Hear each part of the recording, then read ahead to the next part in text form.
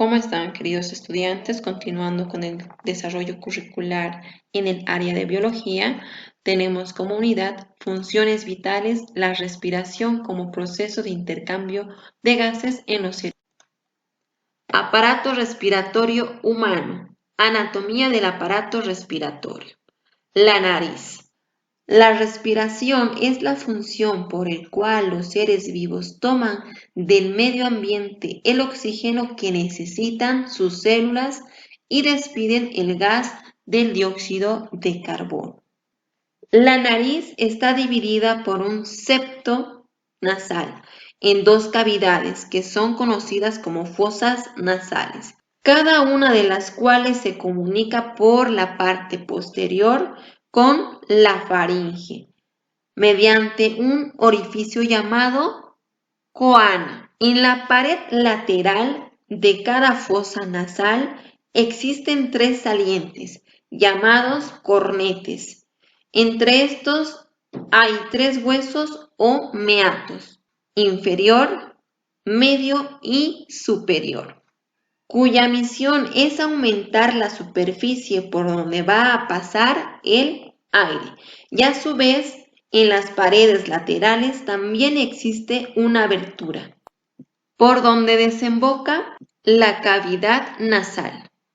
El seno frontal se encuentra en el hueso frontal, etmoides y maxilar superior, así como también los orificios de los conductos nasolagrimales, utilizados para transportar las lágrimas a la cavidad nasal cuando se segrega en gran cantidad. Las fosas nasales están tapizadas por una membrana mucosa llamada pituitaria, formada por un epitelio, donde este epitelio está constituida por dos tipos de pituitarias.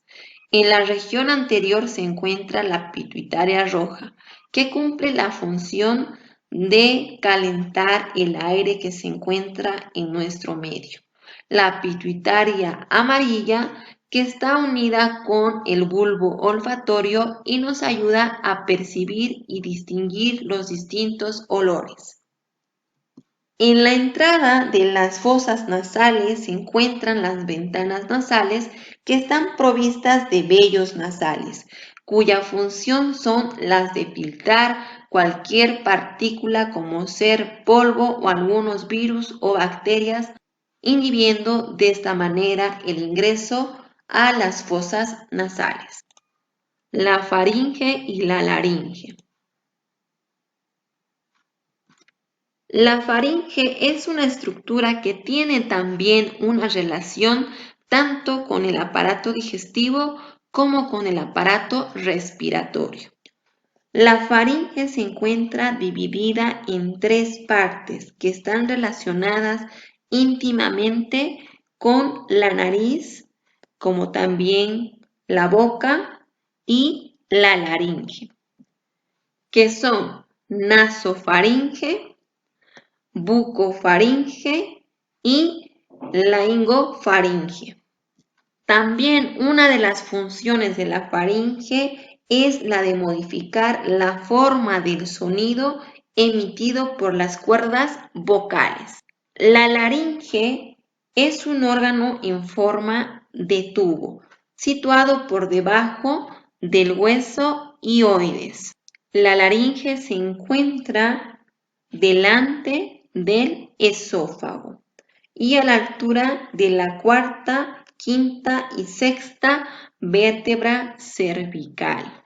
La laringe está formado por varios cartílagos unidos entre sí mediante ligamentos y músculos. Dichos cartílagos son el cartílago tiroides, que es el mayor y forma en la garganta lo que se conoce como el bocado o la nuez de Adán. El cricoides, que se encuentra debajo de la nuez o la manzana de Adán. La laringe se comunica por la parte superior con la faringe, y por la parte inferior con la tráquea. En la parte inferior de la laringe está tapizada por una mucosa. La voz que emite cada persona depende de la forma como también del tamaño de la nariz, la boca y la faringe. Por lo tanto, el tipo de voz constituye una característica personal de cada individuo. Tráquea, bronquios, bronquiolos y alvéolos. La tráquea es un tubo que mide de 11 a 15 centímetros de longitud y 2 centímetros de diámetro. Se dirige por la línea media de la cavidad torácica por delante del esófago desde la parte inferior de la laringe.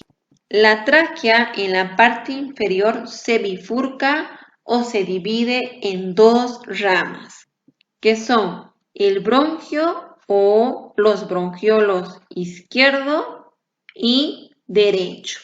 Esta división de la tráquea se da para evitar que este tubo se colapse por efectos de las presiones que pueda sufrir. La tráquea está constituido de 16 hasta 29 anillos cartilaginosos, algunos en forma de C y otros en forma de Y.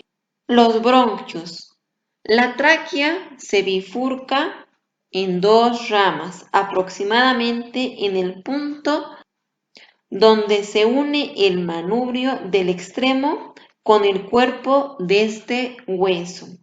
La formación de estos dos tubos cilíndricos, llamados bronquios primarios, cuya estructura es muy parecida o similar a la de la tráquea. De la misma manera que la tráquea, estos bronquios están constituidos por anillos cartilaginosos. Estos bronquios primarios descienden un poco inclinado, uno hacia la derecha y otro hacia la izquierda.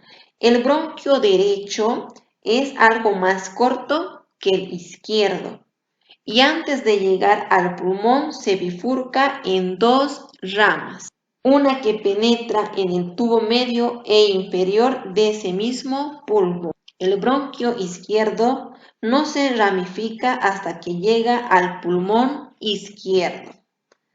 Al penetrar los bronquios en los pulmones se divide en ramas de menor diámetro que el bronquio primario.